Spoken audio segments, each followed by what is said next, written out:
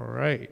Welcome to our first event since the pandemic. Well, give or take, we're in it or out of it. Nobody really knows. But thank you for making this. We're really excited to have you here, and the people online. Thank you for joining.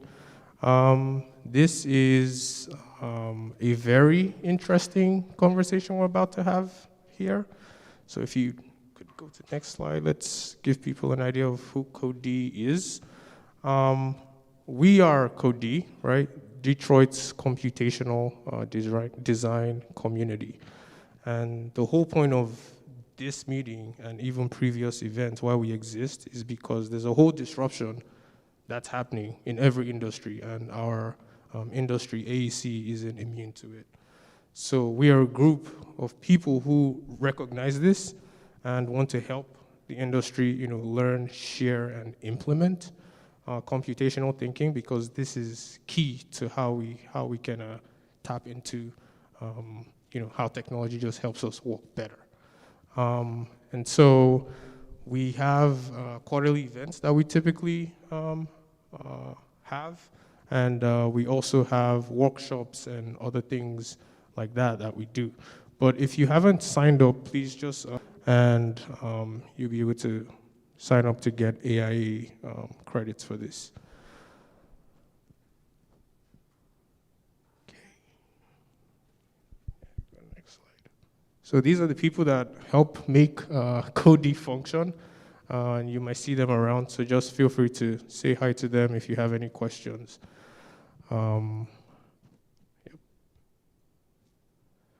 And for people we have a non-technical conversation happening today, but for people who, want to mess around with Grasshopper Dynamo, we have a Discord channel that you can feel free to post your questions, and, it will get answered. People who brainstorm with you and get your questions answered, because we're a community, and most likely the problem you're going through, somebody else has gone through it.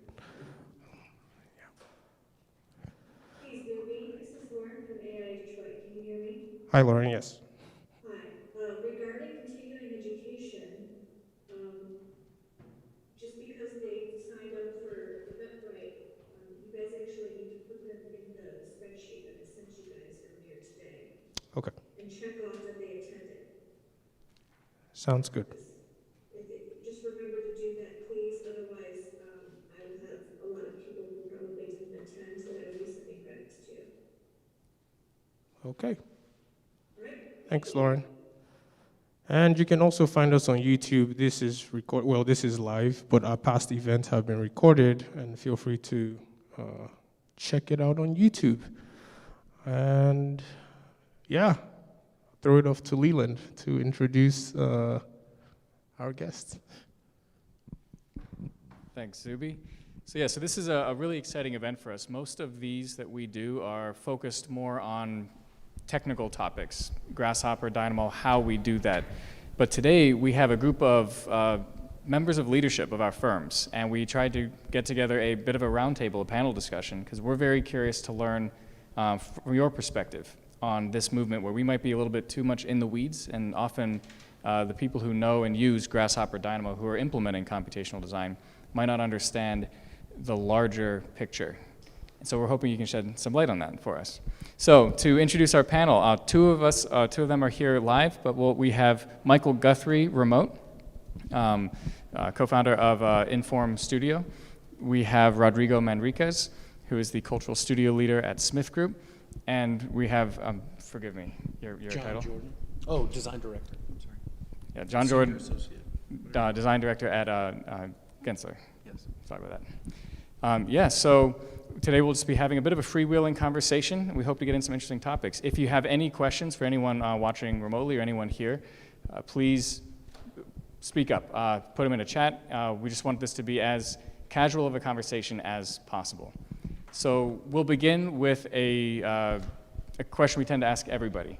So we're always curious what your perspective is on what do you think computational design is? What does computational design mean to you? We'll start with you, John. Wow. So let's go right into it, huh? So computational design, obviously, computation has something to do with, computing, right? That there's a certain aggregate of data that's being processed. And what we know today, I mean, this is all easy for all of you if you're all immersed into it, but it's a way to, I would say, break down large quantities of iterations quickly, right? So you're being enabling yourselves to either process data or simulations, or attack design iterations through various processes. Rodrigo, what do you think? So I'm the non-practitioner that likes to see the weeds from the outside field. So when you ask me about computational power, I would say is the empowerment to the folks to think differently, right? So to me, computational design is an attitude, and the attitude is really sprinkled with two main ingredients. One is humbleness to learn, and the other one is the courageous attitude of never say never. And I think that's a little bit of a different component in the way that I relate to computational analysis. Don't ask me about scripts. I see them from somebody's shoulder. But I know that they're powerful because they allow us to think about things differently. Michael, what do you think? I think that was well said by everybody. First off, I just want to say thank you, and I apologize for not being there in person. Kind of a last minute thing came up that I wasn't able to do so, but I think those were all great answers. I love to think of it in the terminology of parametrics, because I think being able to think through an infinite number of variables and parameters in order to look at opportunities, and then be able to look at those infinite number of variables as outcomes as well. So just to be able to see that you have the ability to look at so many inputs in so many outcomes is a really powerful way that we can think about design. Because when I go back to when I think of drawing with a pencil to paper, I'm thinking very linear, one option, I have one outcome that can come here, I can think of a few variables, but it's so much faster and so much more powerful in terms of the exploratory nature of what we can look at. Interesting. I heard you say powerful often. What do you think is the greatest value to an architectural and engineering firm, to the business, in these powerful new tools or new ways of thinking? What's the greatest value? I don't know that I could put my finger on the greatest yet. There are a number of them. I think in our office, we try to look at it in sort of three stages of the design process. One is pre-design, one is actual design, and one is in the delivery side of it. And there are a number of assets and values in all of these. It can go everything from marketing all the way to delivering projects ahead of schedule. So it's difficult for me to prioritize, hey, what's the most valuable asset? I find it, it's sort of an exponential change that you're seeing happen in terms of the results that you can get. I think one of the most difficult things, and I'm sure that we'll have an opportunity to talk about it, is how do you look at the ROI on some of this? And some of it is very difficult because we want to look at multiple variables at the same time. So you can't necessarily say, okay, I'm gonna have everything be constant and only change one variable and see what the outcome of that thing is, if you're taking this process and drinking it out of a fire hose.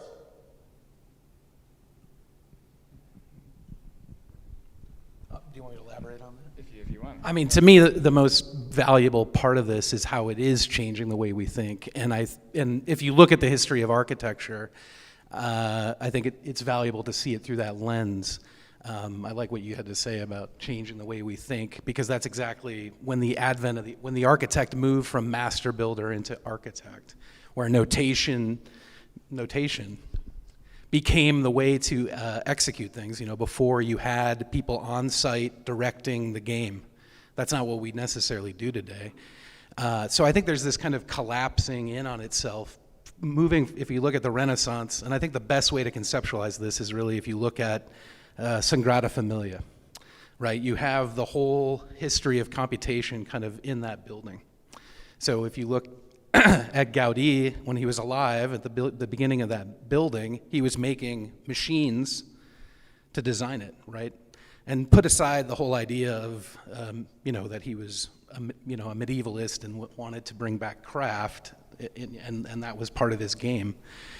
But once he died, I think in like 1926, that part of the game that they were playing was sort of over. He was the one leading the diagrams and the models to generate the stone cutting and the masonry building with his catenary weight models. Sorry, this is going to go on really quickly, though. I'll try to make it fast. So once he died, then you had conventional architects with drawings building. So that would be a period just after his death, or I think it was on hold because of the Spanish Civil War. But anyhow, around 1950 to 1970, they built about as much as they did when he started it, right, through conventional documentation modalities, right, orthogonal drawings, plan section.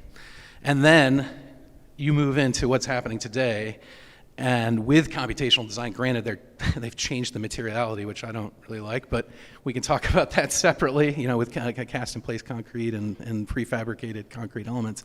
But they're able to do this much quicker, and it's all through computational design. So I think and what's happening within that process is you're getting closer towards what Gaudí was doing, right? You have people on site working with the workers, trying to solve these problems. And I think, in a way, computation and the ability to make our own tools like Gaudí is kind of bringing us back to having more control, potentially.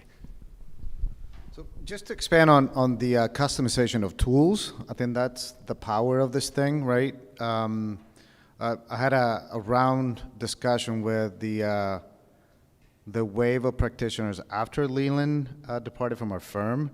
And the cool thing that has happened, it's a movement, has gained momentum in the attitude of pointing to a tool that is customizable so that we can actually ask foundational questions. That's the power. And to me, that's inclusion, right? So if you think about, at least for us at Smithgroup, we're an integrated firm, we're multidisciplinary, and design is design. And engineering has as much say-so in the matter on the early stages of design, because you can point to data right now that is saying you can do whatever you want, but the data is putting this direction. And it's become an invitation for people to have found a voice within the process that perhaps historically might have been subservient to design, not the case anymore. And even beyond that, you get clients that get excited about this thing because you see the sliders of the questions that are being answered live, perhaps in a meeting that is giving you outcomes that we haven't thought about before, right? So it's becoming a lot more collaborative in the sense of leveraging the tool for the questions that we're all asking. And it's the design thinking and the power of the multiplier, right? You ask a question and the client gets excited, and then before you know it, you're solving an issue from multiple facets, which is what parametric design shines, right? So you're describing a culture where individuals are empowered to be almost entrepreneurs in their office and invent these toolkits that don't already exist. I feel like many firms might struggle in developing a culture that actually empowers people like those watching it in this room to do that. So how might you all support that kind of attitude in order to take advantage of the powerful computational tools we now have? You have to fund it, right? You have to fund it one way or the other. And you and I know what the pitch was at the time. And I'm trying to put a timeline on this thing. About 8 years, we were counting. We were attracting people from the universities that were looking at this as a mode of operation at the time, and they were enamored with the idea, right? The invitation. And Leila and I have worked on this thing together, so that's why I call it a bit of a movement. And I remember pitching it to our COO at the time. And do you remember the challenge? He said, make sure whatever you do, infect the right virus at the firm. And that was pre-pandemic, so now the analogy seems a little weird, but nonetheless, I think it took hold primarily because of this invitational component of it. But the other one is that you started seeing efficiencies. Things that architects or engineers have to do anyway, parametrically, we're having, free time to go grab a coffee or do the things that you want to do after hours. So it was interesting for us to see that. But it has to be funded one way or the other. You gotta develop knowledge, you gotta train folks. And the toughest thing in this new language, because it's a bit of a love language in the industry, is that you have to find believers, right? And the ones doing the convincing get discouraged, right? So our role as leadership is to empower the ones that are doing the convincing in the midpoint of the tilting scale, right? Because that's when you lose faith, that you're too far, but not there yet. So our leadership role, I think, needs to be more of that, continuity of encouragement, empowerment of folks. You'll see the benefits. It eventually hits the bottom line because of efficiency. I think that's the beauty of it. So, Michael, I'm curious, and you're not here to physically fight for the mic, so we'll have to make sure to invite you. How do you balance the need to invite people to participate in this without, while protecting them from getting discouraged, as Rodrigo said often happens? Or do you see that as a issue? Yeah, I'll come back to that. Initially, I have a little disadvantage too because I can't see you speaking, but I'm going to guess that was Rodrigo who talked about the sort of relationship, the dynamic relationship between client and multidisciplinary designers. And one of the things I would concur very much with that, and it changes how you think in the sense that rather than design through authorship, it seems that we are working more as design through criticism. So because the tools become so powerful that they offer opportunities to assess before you can really sort of put lines together. And so that's one of the really fascinating aspects of this. Yes, we define some level of the variables for the inputs, but we mostly look at it through a critical lens to be able to say what makes the most sense. And it's not all the time that necessarily data directs it, but I would certainly echo that it confirms it in a lot of different ways. And then from this idea of funding and those types of aspects, I think we really feel like you have to have a desire to start with yes and listening. If you don't have the willingness to listen, if the first thing is to sort of look at what the holes are as opposed to the opportunities, you're not going to be able to get there. So we often have this discussion about ROI, and oftentimes you might discuss an ROI early, but you have to be really fluid with it, with what does that mean, and continue to reevaluate it. Because if it's an exploratory process, part of exploration is that you're finding things that you didn't expect. So, for instance, we had one element that we were developing a particular, almost like software platform, and we wanted to be able to utilize this in a way that went to a broader market, but we were realizing that the actual value of our ROI is the early entry to the market that we were getting. So we were having opportunities to bring on clients that we wouldn't have if we didn't have that as sort of a differentiator in how we pursued things. So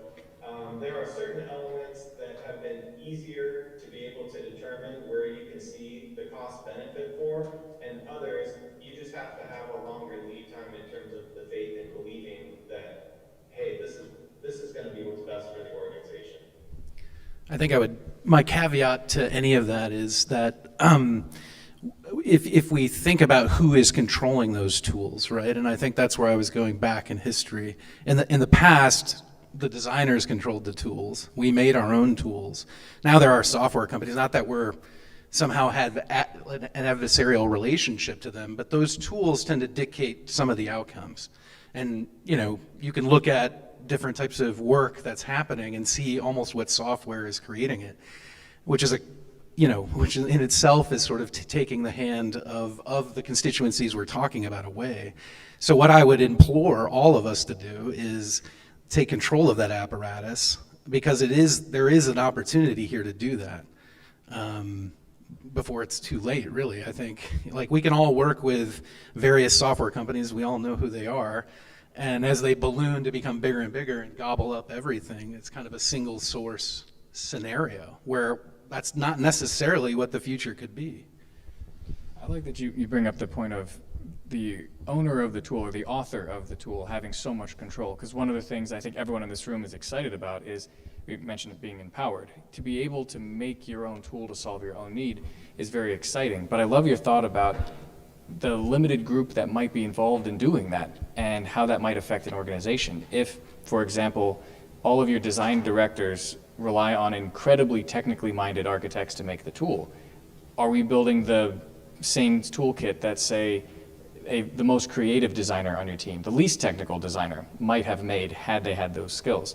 So how do you see organizations balancing the need for almost computer science requirements of their creative staff if the goal, as you were describing, is to have designers owning the direction of their design tools?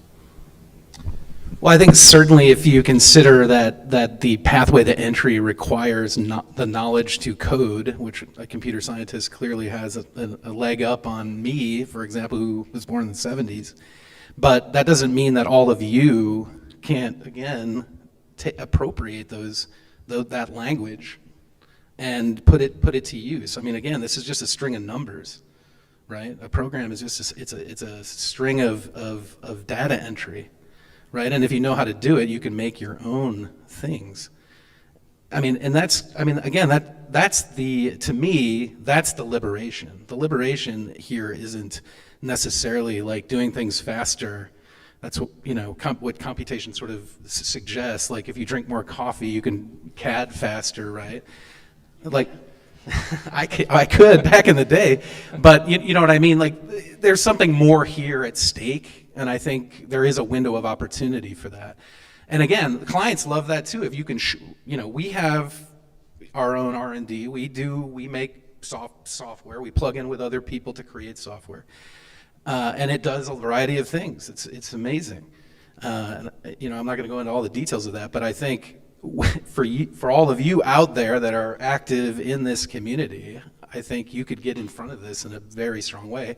And when we layer upon that, things like mass customization or prefab, like there's a whole world of opportunity there, especially when we start talking about housing and things like that, which aren't even, for most architecture firms, aren't even necessarily what they're looking at in terms of the housing shortage that's happening in this country. I love the term liberating, because it's an exciting idea, right? To think that this skill set that we're all here to learn more about can make us better at what we're doing. But I'm curious how you've seen it in your own firms. Are there any examples here on the panel where you've seen computational design be a decisive factor in maybe a new design or a different way, something that enabled a team to perform better than you've seen in the past? So I call that a language because I think it's a communication tool, right? So ultimately, the magic happens when the massive experience of a senior designer eventually picks up and goes, we can do that, huh?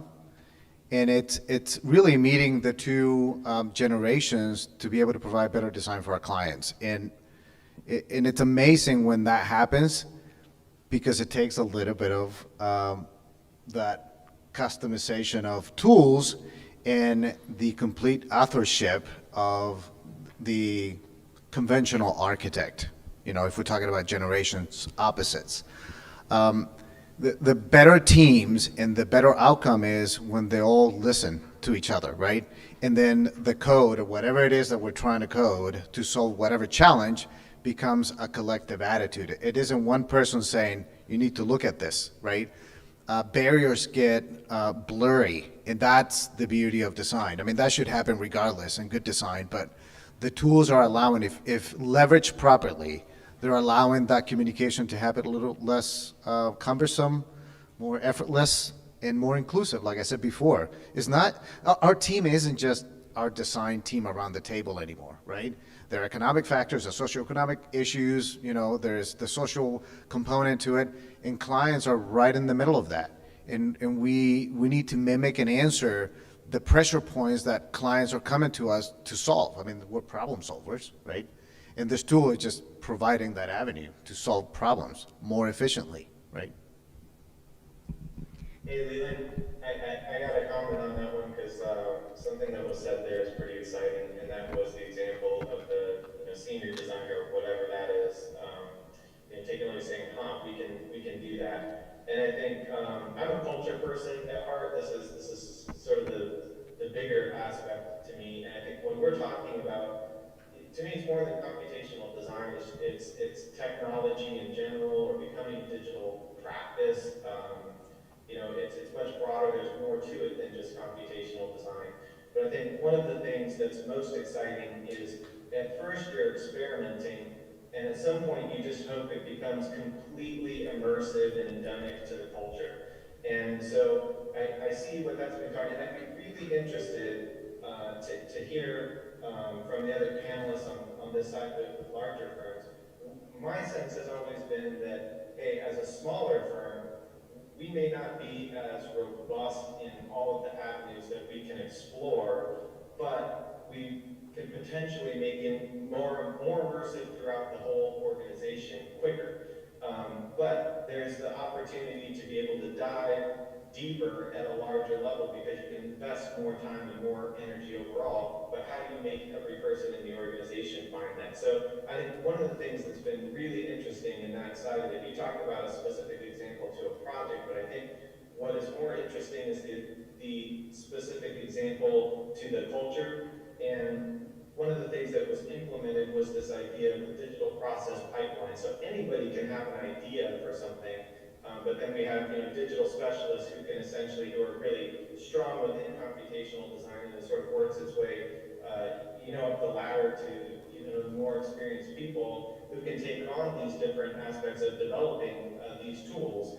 But what you start to see is there's the sort of tip of the spear of the few people that are doing it, but we're just starting to see the washover right now where, hey, over half the firm is coming up with ideas, and they're all within the pipeline, and more senior people are starting to look at it and be able to say, hey, can we do this? Can we do that? And it's been pervasive not only in the development of architecture, but project management tools, human resources software. So what we're starting to see is it's not only computation, it's just understanding a digital practice as a broader sense of something that just makes it more effective, makes it more fun because you have the opportunity to be more exploratory, and you're able to do things in a better way. So I just think it's much more than just becoming sort of computationally aware. It's really embracing the wholeness of a digital practice. Well, I think it's funny to me because when I was going to school in the 90s, Michael and I kind of overlapped a little bit back in the day. I don't think we knew each other, though. He was a grad student, much older than me. Anyway, at that time, the hot building was the Korean Presbyterian Church by Greg Lynn, the late Doug Garofalo, and Michael McInturf. And they were three independent young practices in three different places on the planet. And they did that whole project remotely. And now the revelation is, wow, we can do it remotely too. Look at the COVID, blah, blah, blah. The thing is this stuff has been here. And I think what we need to understand is when I got out of school, I was one of the only people that could render. Ooh, right? And you became the rendering guy. And now there's the digital technology guy. That is going to go away. Everybody is going to be a digital technologist. Everybody is going to do it. Just like BIM manager, that is gone. For most firms, most corporate firms, that is not a position. Everybody is a BIM manager. So that, again, I think, and I even think these silos are the three-legged stool, which I hate this metaphor, which is totally an outmoded Fordist mentality about practice, right, with technical management and design. Everybody has a thing to do on the assembly line, essentially. That is all collapsing. The future of what is going to happen, and if you want to be the tip of the spear, is that everybody is doing design technology. It's a mode of thinking. It's a new way to work. And the sooner you get on the ship, the better off you're going to be. That's for small practices and large practices across the map, because what's happening in the space is Silicon Valley and other people are starting to get into this. They see this as a place that they can disrupt because we're not evolving quick enough. So I'm interested in that idea you mentioned of everyone being a digital technologist, talking about the ubiquity of these skills and how if we could get people with these skills everywhere, how that might be the digital practice that Michael was talking about. I think what many of us here in the room might have found is that it's really hard to learn this stuff, especially when we don't have much time at work because we're working on these other things. So I'm curious how you all feel about, is the goal, just to create some tension, is the goal to have everyone be a digital technologist, or should the goal be to have a few people be great digital technologists? How do you think those two paths might work depending on what business you're in? So somebody's got to lead it, right? Leadership is a critical component to get this thing going. And you can have enablers, but you got to have people that are in the middle of it, right? So to me, a culture that leverages different levels of involvement, but everybody's awareness is by a common goal, right? So that would be the fantastic pitch, right? We have a vision that the entire practice will be delivering X, Y, Z in 3 years. And then there's different levels of engagement. The other thing is connectivity. I mean, you have to be connected because we have a large practice, and you start getting the groupies, right? And then you have the folks that are putting out the really cool design because they have embraced the new technology, and then the other ones are going like, how do I do that? And so in the leadership attitude, mentorship is a critical component of that, right? You have to develop a pattern and a path by which the information is passed on, not as a mandate, but as an invitation. And I've always asked this of people, what's in it for you, or what's in it for me? You got to answer that question, right? Because it's going to take some training. And this thing, as you say, is not an easy thing to learn. And if the funding that I talked about earlier is not there, guess what? You're stuck doing this thing on the weekends and at nighttime, and nobody wants to do that. So from a leadership perspective, you got to recognize that there's power in it, and we all have a role to play. But at the different levels, that's where the good outcome might be foreseen a little easier than another one. Otherwise, you're going to fight it, and you got to find the easy road because it's a good promised land. I'm curious if you can answer your own question. You said, what's in it for me? What's in it for you? We're all curious as representatives of leadership. What's in it for you? Computational design, what's in it for you? To me, is to see a better process, an inclusive process. That's what it is, right? Where boundaries are blurred and the client is involved and design gets better. It's informed design, right? So I'm an engineer at heart, and I like the science behind it. I couldn't see a single code in a string in a code, but I see the benefit of thinking about the real hard issues on every problem, and every problem is different. So it puts us at a leadership in the advantage of really listening, because I know that you can figure it out, right? You can figure it out. We can figure it out. And to me, that's the beauty of it, What's in it for me is to see a more integrated, engaged community that can solve bigger problems, really big problems. How many times we said, don't worry about that. Yeah, old design thinking is, well, we got to show this. Don't worry about that. That's not the critical, aspect of the design. And to be that critical and that committed to be able to solve it without having it in front of you, because we trust in your brain power, right? We'll make it. We'll figure it out. That's what's in it for me. Michael, what's in it for you? At the heart of it, I always come back to what's our, core purpose, our core cause, and for us, and it's very near and dear to my heart, it's to inspire and impact. That's why we do what we do. That is directly with people, with colleagues, with clients, and eventually with projects to affect people in their lives. Our mission, how we go about doing that, is we really believe in changing the design and the delivery process of the built environment. So why what's in it for me makes sense is because it will do that better, and it's in effect these three parameters, right? We always talk about cost, we talk about time, we talk about quality, and those three parameters have an inverse negative effect on one another historically.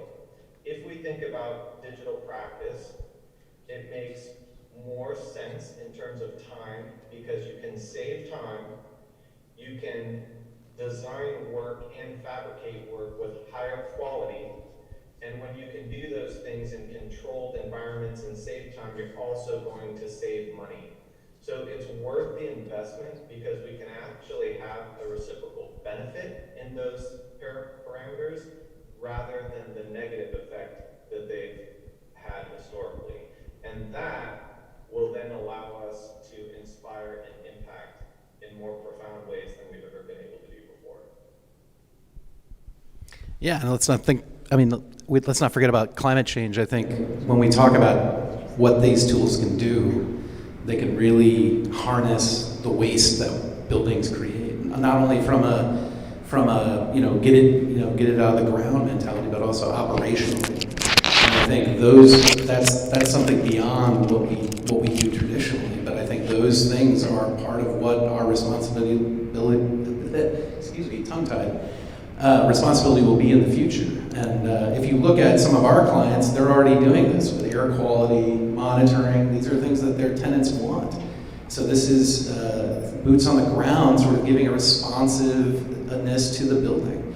So there's all kinds of things here that are happening that we as practitioners and as students and we can innovate this space in a profound way.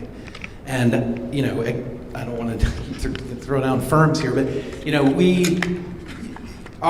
we're implicit in all of that is a responsibility. I think the education that we have as architects and designers is really expansive. It's one of the best educations out there because it allows us to think laterally in terms of how to interface with these problems. And when you have the right tools, there's like a movie quote here somewhere. If you have the tools, is that from The Last Boy Scout? I can't remember anybody. Anyway, when you have the tools, it's easy to get there, right? So I think that's another component to all of this is seeing beyond what we usually do, right? We can talk about traditional design build, for instance. That space is potentially going to get blown up. And I think sort of looking into the future is what we need to do, both from a practice side, in terms of all of you that are out there in the space that are part of this community, and how you can innovate and lead that change. Because the potential here is that what we do could be something that could be extinct, right? Like a lot of different professions that potentially are moved out of what's already there. So I think, I'm not trying to bring doldrums to everything, but I think this is a critical moment in time to use the tools that you guys are doing, but push it beyond what the norms are. That's where it's at. I like that idea. How can the computational designers, computational thinkers in this room, how can they help you get to that future practice you were just describing? Well, I think we've talked about, is there a space and time for this? And I think, when you are an innovator, sometimes you have to, be in the underground and work late and try to figure these things out because to be a futurist, that's kind of what it takes. And people aren't always going to listen to you, right? And you just got to stick to your guns. But you also have to understand the space of practice today and how those tools can make things efficient. I can remember, when Grasshopper first came out, people would make these elaborate, codes that take 20 days to create, and then nobody can figure them out, right? So then we'd have to break them down and kind of reassemble them to make them more efficient. And that all takes time. But the point I'm trying to make here is that sometimes you have to kind of go into the laboratory outside of the normal conditions to really create change. Because what most things that we're looking for is what we need right now, right? And nobody is really thinking about the future, right? It's the guy who's in the basement tinkering away. And there's risk associated with tinkering when you have a deadline to do, right? So, Michael, I'm curious, how do you encourage your firm to enter the laboratory that John was talking about? I mean, I think it's embracing change is one of the most critical aspects, right? So I really believe, one of the things that you run into is, do your people believe in what you're doing? So if we want to create a transformative change, first off, am I willing to transform myself in order to transform the organization? If you're not leading by example, other people don't see the sort of support or the value in it. So they may be, in other words, hesitant to bring up ideas. Some people are naturally bold. We have that within the office and push us. But I think they can push and push and push and then become frustrated and leave. And at some point you have to be willing to listen to that. How we look at this idea of getting people to enter the laboratory is to give them the opportunity, just like what's been said, whether it's funding it, whether it is encouraging people on their own time too. I think we see it all as an and both, right? If I'm interested in these types of things and pushing things, I'm going to read about it in my own time because I'm interested in it. So those are the people that we're looking for. It's not to bury people with overtime or things like that, but hey, they just have a general interest. They're reading articles. They're doing self-development themselves, but you create and foster that kind of culture within the organization too. So it's not an expectation that it's on your own time, but that's just a natural inclination that effectively works. And then to create that change on regular, to let people know that it's serious, that's an organizational issue. And if you're undergoing a change, you can't just say it one time or two times. You got to be able to repeat it like over and over and over again and talk about it all the time. So like one of the things that we do in our all office meetings is we just go over what kind of progress are we making, who's involved, who's championing it, and really looking for opportunities to say, hey, who's inspiring and impacting in the sort of digital practice technology, who's participating in the process pipeline, and getting other people excited about it. So somebody used the term, inviting people into it, and I think that's absolutely right. You've got to create an atmosphere to encourage it so that people can get excited about it. Because you want people, the other question was, what's in it for you? You want them to feel like this is something I want to be a part of. So the only thing that I can add to that is, we struggle with creating white space because we're super busy, everybody is, and I think computational design requires that, this little room that you can create with dreams. Because it is about dreaming the future, right? And if the leadership doesn't allow you that white space to fill in with this idea, I think we're shortchanging the equation. And just to echo what Mike was saying is try to create a safe environment for incubating ideas, new ideas. And that's a risk-taking environment. The culture needs to be lived by leadership and the ones, that come after.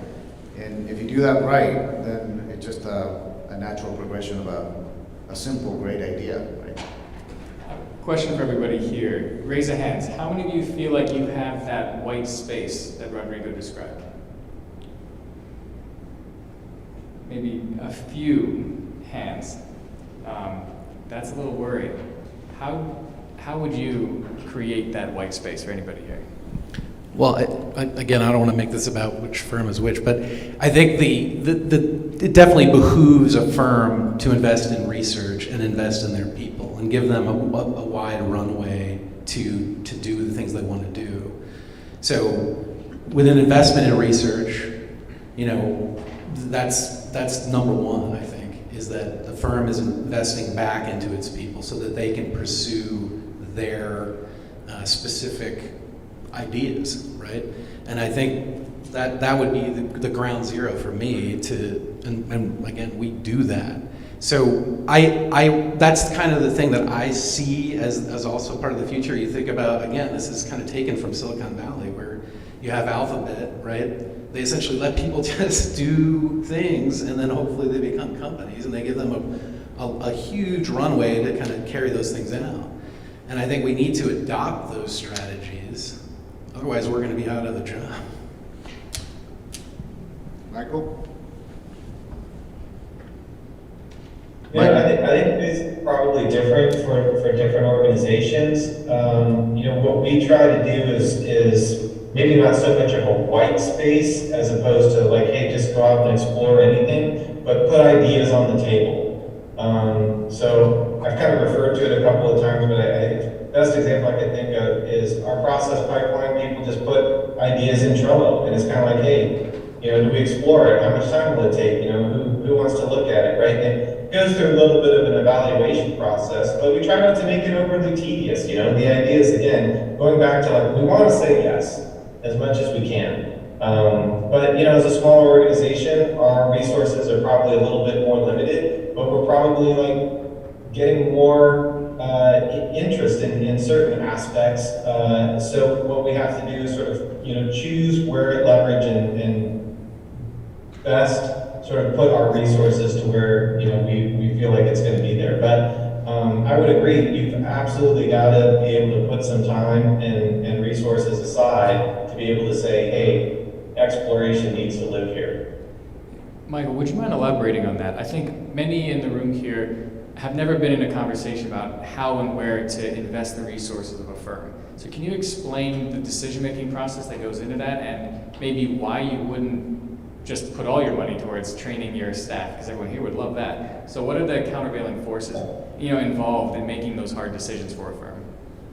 Yeah, I think the other thing, we try to be a little bit transparent with everybody on, hey, here's our revenue goals, here's where we need to be. When we hit these, this is what we can allocate. So we're not giving everybody a per budget breakdown, but I think people get a general idea of, hey, where we sit within things. Then we try to talk about where the commitments might be. So some of that might be, hey, there's an individual that's sort of dedicated to this. We have a certain amount of, if we look at utilization ratios, hey, here's how much time of unbillable time you can put towards this type of thing. But let's also look for opportunities where we can do exploration and research within billable time to a project. So I think what we try to do as much as possible is not just keep it in this R&D unbillable laboratory over here, but hey, how can we apply this to things? So by way of example, we had done something for a client one time where we did it on our own time. We thought that it would give them a benefit. At some point, the client came back to us, and they're asking a number of questions like, "How are you able to perform and do this thing?" And my partner is essentially explained to him, "Well, we've been doing this type of thing," and he said, "You know what? Bill me for that R&D." So clients are seeing the value in these types of things. So I think relative to that exploration, it doesn't always have to necessarily be unbillable time and resources that are allocated that sort of cut into other things that you can't do. But how can you allocate some of that R&D into actual billings for a project? And we will look at any way that we can if we feel like there's explorations to look into. Hey, if we can find a way to work it into the project, we do. If we can't, it's like, okay, let's find a place for it because it's really important that we evaluate this.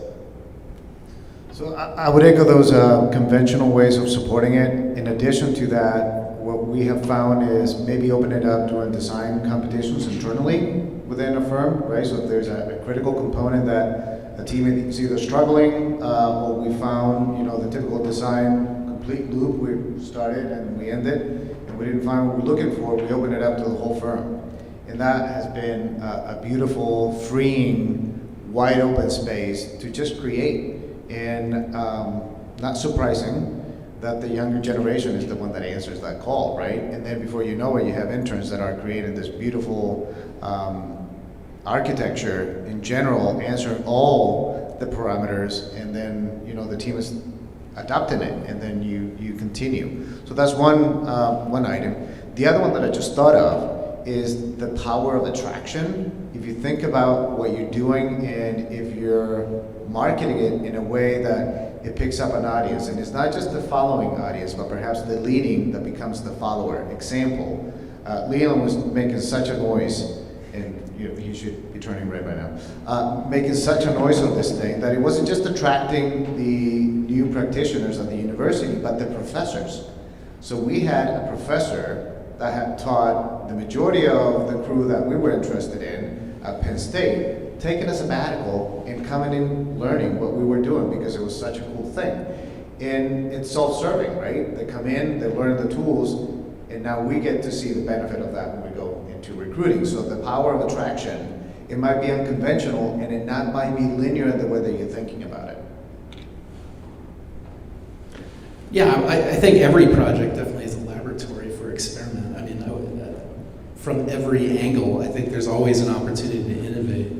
And that should be kind of the normal modus operandi of any project in an architecture firm or an AEC firm or whomever. I would just add, I think, but again, to be a futurist, I think you really have to get outside of the traditional methodology, because when we're measuring things by clients, there are timelines, cost factors, all these things have constraints and guardrails. To be innovative in the space, I really believe that you have to have a thesis, you have to go after something, and you need a lane to do that. And that's, to me, is where the things get interesting and get crazy, and where we can really stake out and do things that are. So again, just to reiterate, I think that power of harnessing people's abilities and giving them a space to do it is really important to innovate any practice.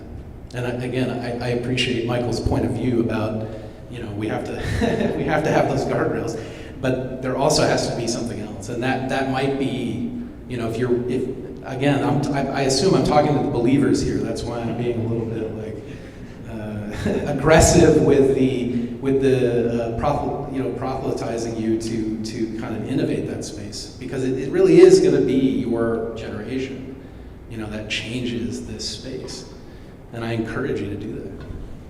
So let's hear from the believers. Does anyone in the audience have a question, or online if you want to send? Yeah, I have into the mic.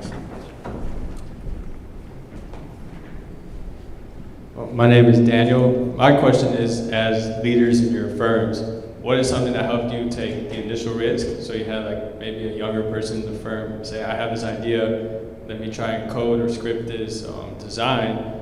And then you're probably like, hey, I have this method that's been working for years. I have a successful firm, why would I listen to a recent grad? So what has helped you take that initial risk? What did you want to see to help prove the results? Because this is new. There isn't that much data out there right now. The return on investment will come in the future. So again, what helped you take that initial risk? I can take it. Yeah, well, I don't want to be able to keep talking. Partnership. The partnership attitude about risk taking. And then know that you have somebody as crazy as you that can back you up. And it's the power again on how many ups and downs. One from online. This is from me. Go for it. Hi, my name is Zuni, just in case you missed that.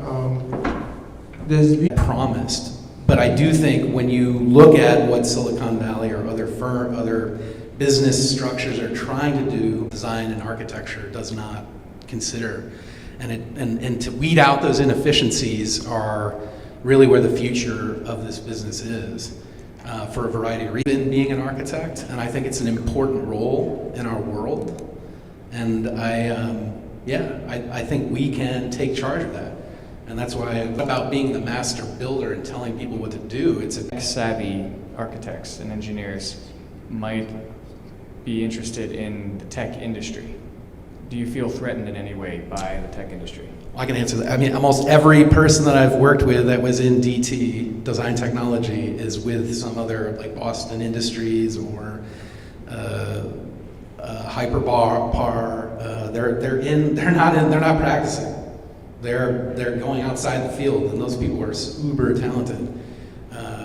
Just the few off the top of my head that I can think of. So we don't want to lose people like that, right? We want to have spaces for those people that are really passionate about it and are disrupting, and then they're looking for, a WeWork to find the right space, which was, was a total shame in a way. I mean, the promise of that was incredible, but how it all unfolded is not good. So Justin, Can I actually ask one that kind of goes with that? Sure. Thank you. My name's Trent, and a question that kind of starts to go with that. I can say where I work, there was kind of two boats of thinking with this maybe a little bit, where, one of these is kind of a help for design technology and design iteration. And then the other one is this is like using an assist for maybe more of the technical documentation and streamlining some of that to provide more time to design. So have you guys, with firms that are, kind of pioneering this, found more success in one over the other, or successes in both, or could we, I don't know, kind of ties in with what you were speaking about? I really feel like it's and both, and anecdotally, there's so many different ways. I think what's interesting about this is we seem to be talking about, computational design as this momentous sort of change in the industry, as though it's like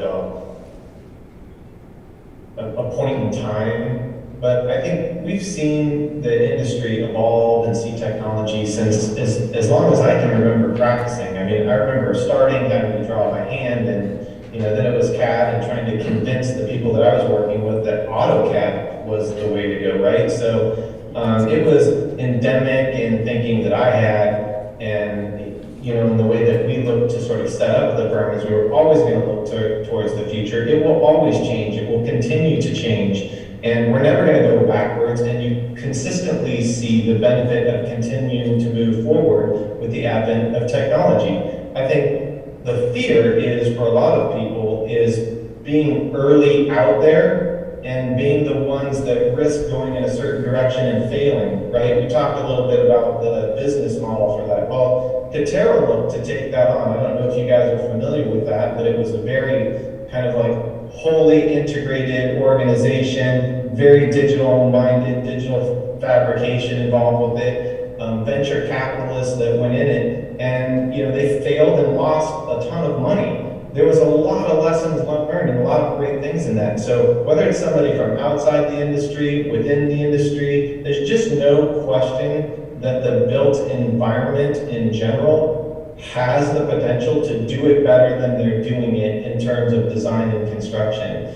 And to me, it doesn't matter where it comes from. We just want to be on board and be a part of it. So I tend to think that there's going to be a lot of roles for a lot of people to be within it, and you can see benefits across a range of a number of different things. Just being willing to, embrace it and say yes to it, find your path within it. To me, that's the most exciting part of it, is just to be able to say, hey, look, there are many different avenues that you can go with this, and I don't think that there is one thing that it does or two things that it does. I mean, it's just like parametrics in general. It's infinite, the number of variables that you can have on the evaluation side that are cost benefit or design benefit or value benefit in general. That idea of firms kind of waiting for first movers to make mistakes so we can all learn from it. Are there conversations happening at the leadership level between firms in a more of an open way to, I guess, share best practice for implementing these kinds of technologies? I guess, have you seen any? I think there should be more of it. We tend to have conversations maybe with people that are outside of our region or our area, honestly. But I think that Code D has been a great example of that in, not necessarily like formal discussions. I think like these types of things help, but then the relationships that are built here that allow for that discussion to happen. I mean, when I think about your question, Trent, I think it reminds me of Necromancer, the book. I'm forgetting the person's name from like the early '90s. And in that, there were like the low techs, and then there was like this corporate milieu of high technology, right? Which was in Johnny Mnemonic, the movie. I think Ice Cube was the low tech guy. But anyhow, I mean, to me, again, this is, there's a space here where you know, we could talk about who controls I mean, we've already seen that in the space of big data, right? Where we're talking about who codes it and then how it responds to like facial recognition, like, you know, how it responds to different types of people. And again, to me, in that book, the low techs are sort of the heroes, right? They're able to take the technology that's there and harvest it and kind of redistribute it and have it do what they want it to do. The thing that we don't want is to be kind of controlled by processes that we don't control. So when we talk about how do you get faster, like workflows, right? We talk about workflows in the office. How do we, you know, make things rapid so we can design more? But a lot of that is attributed to software. And I have to say, like, and I think all three of us, if you were in that space at the time, I've worked on what, like, you know, for 3D modeling, what, like FormZ, Allplan, you know, like all kind of Nemetschek, you know, et cetera, MicroStation, blah, blah, blah. Careful now, we don't want to date ourselves too much. But the point is software is sort of like a combustible media, you're right? I mean, but as these companies get larger, like I remember talking to the guys who founded Revit and trying to partner them with the FormZ guys, because they were from the Midwest, and I'm like, you guys better get on board with this before somebody gobbles you up. And I think, again, do we, like now they're making us buy tokens to do software, right? It's like, it's back to video games. I'm back at Pinball Pete's in Ann Arbor feeding the machine. Like, that's not the space that we want to be in. We as practitioners and the whole industry, I mean, SOM had a hand in this. They had their own software at one point in the late 80s. And they gave it up and adopted AutoCAD, you know? So again, here is a moment in time again, where we talk about AutoCAD with our AutoCAD 13 and how it disrupted the space of drawing. You know, where blueprints, we don't even make blueprints anymore, really. It's all going to be in a model, right? So I don't know, I just think that, you know, again, to evoke the low techs, start to think about how you can appropriate technology to get a better workflow, to give you the time. And I think that's the people that can surf in that environment are dangerous, and those are the people that are going to succeed. Both firms that can do that and you all. How do you identify who those people are? You keep talking about innovators or inviting people to join this movement. This pirate movement, exactly. How do you pick them out on a resume? How do you get them into your firm? Well, for me, I mean, that's the other thing, because the other thing about when you hire people, usually it's about instrumentalizing somebody, right? What can you do for us? And I think especially when I was overseas, you know, that's even more implicit overseas in certain places that, you know, like, what are your skills, right? But I think, again, to me, as someone who's educated in this space, I think the way we are educated gives you a kind of broadness to what you think. And I think analyzing people based on skill set isn't necessarily the right thing to do. It's kind of, I mean, I think you said this early on, Rodrigo, is how people think and how it makes you think. And when you look at a portfolio, that's kind of the beginning point of anything and what you have to say about your work. The other thing would be editing, right? Which also goes to code or Rhino scripts. If you can edit your work and be able to tell the right story of what you are and what you're intending to do, that pays dividends. So the people that come to the table and show me a Rhino script that's, you know, amazing and it does all this stuff isn't as important as the why to these tools. And I think, you know, that question of why, I think is where we're at. Like, you know, maybe we should do hand drawings again. I don't know. I don't want to do that, but you know what I mean? Like, maybe there is a point to where we say enough of the speed And sometimes thinking through things is actually a good thing to do. I wanna Sorry, bring- I went down a weird tangent. That was great. I really like that. Actually, I'm curious Michael's perspective. When you're evaluating your computational designers on staff, what is it that they do that is most impressive to you? What do you like the most about their work? That's interesting. I think, relative to talent is what talent is, if that makes you the talent search, that type of thing.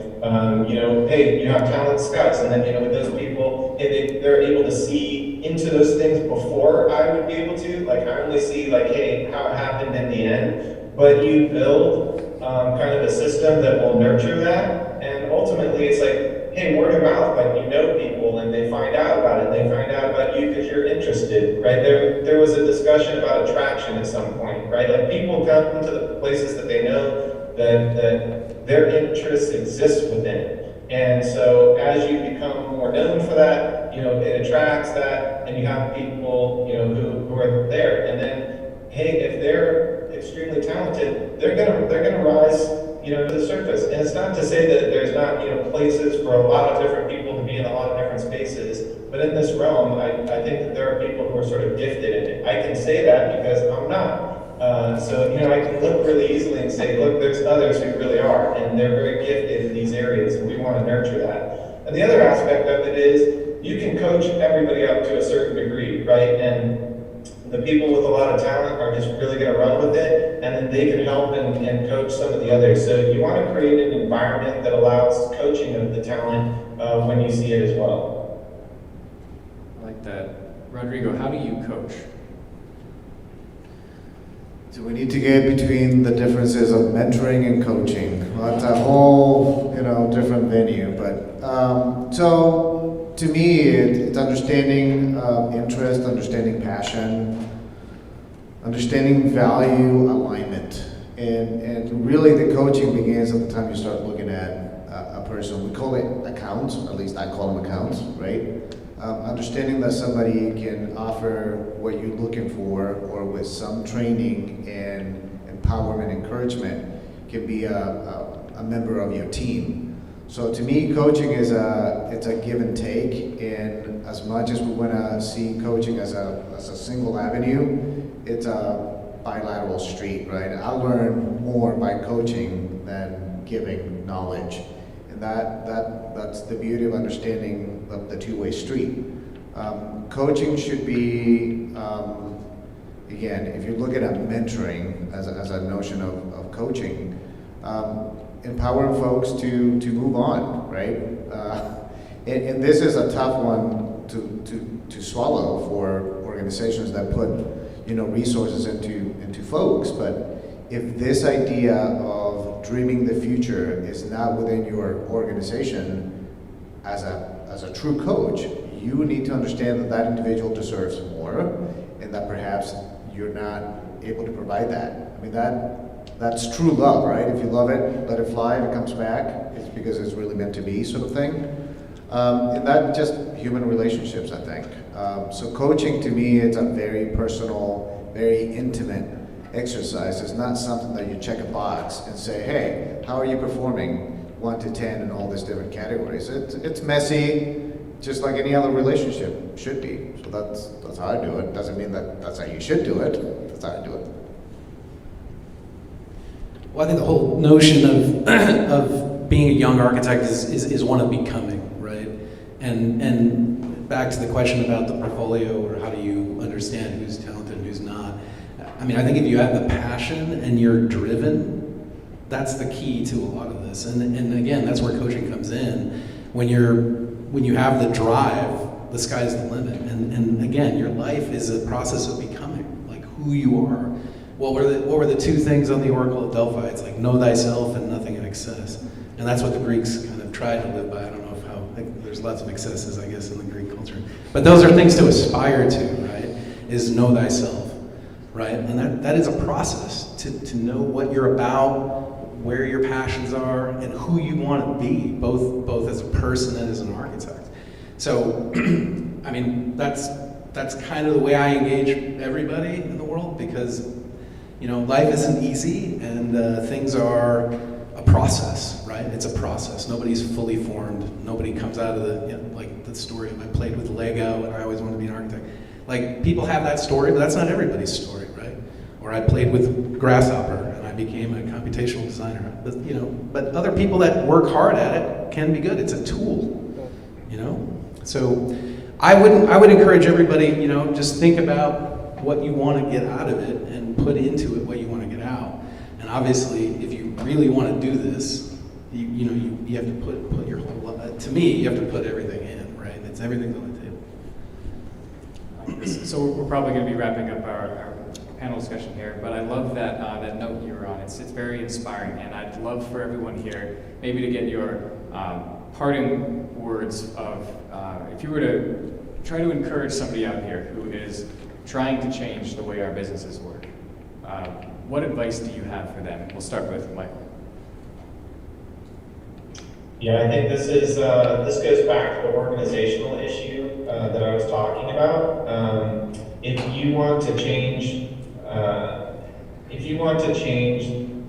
the industry, you've got to be willing to transform yourself first.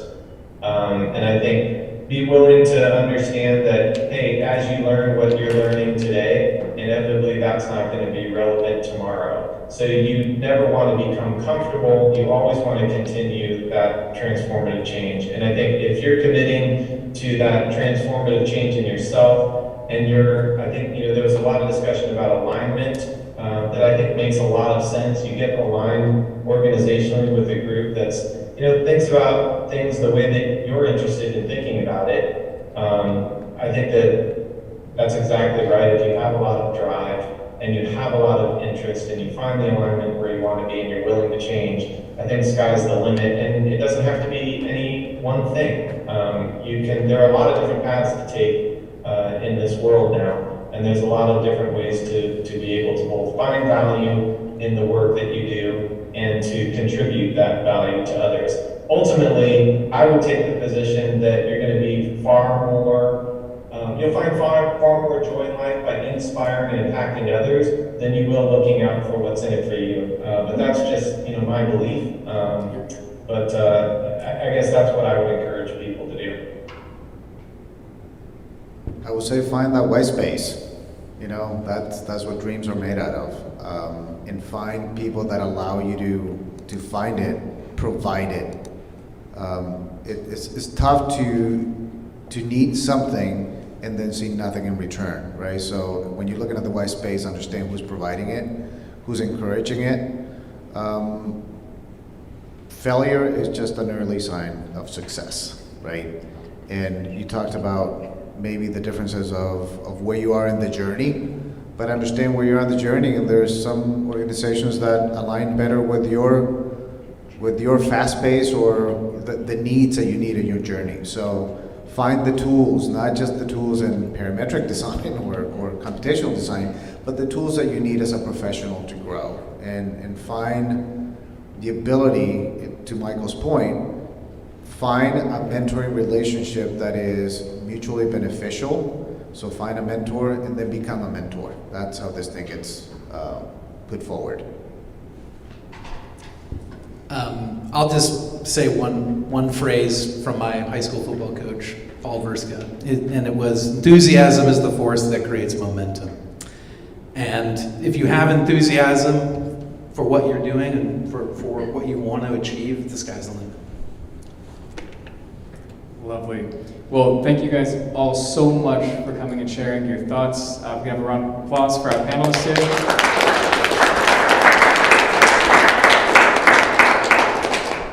That was great. Yeah. Do you have any final words? Thank you so much, online Mike and speakers here. Before you all leave, if you want the AIA credits, please just swing by the table over there and we'll get you signed up. Thank you for coming.